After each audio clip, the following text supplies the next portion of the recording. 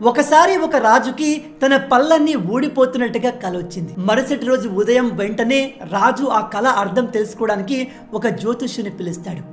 ఆ జ్యోతిష్యుడు కళ మొత్తం విని మహారాజుతో ఈ విధంగా చెప్తాడు: మహారాజా, మీ కళకు అర్థం మీ కళ్ళ ముందే మీ ఫ్యామిలీ మొత్తం చనిపోతుంది. అది విన్న రాజుకి విపరీతమైన కోపం వచ్చి ఈ జ్యోతిష్యుని చంపేమని సైనికులకు ఆర్డర్ చేస్తాడు.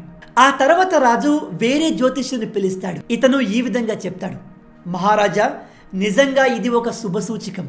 మీకు వచ్చిన కళకు అర్థం మీ కుటుంబం మొత్తంలో మీకే ఆయుష్ ఎక్కువ అని చెప్తాడు. అది విన్న రాజు బంగారు నాణాలు బహుమతిగా ఇచ్చి పంపిస్తాడు. ఈ ఇద్దరు పండితులు చెప్పిన దానికి అర్థం ఒకటి, కాకపోతే విషయాన్ని చెప్పే విధానం వేరువేరుగా ఉంది. జీవితంలో మాట్లాడే విధానం అనేది చాలా ఇంపార్టెంట్.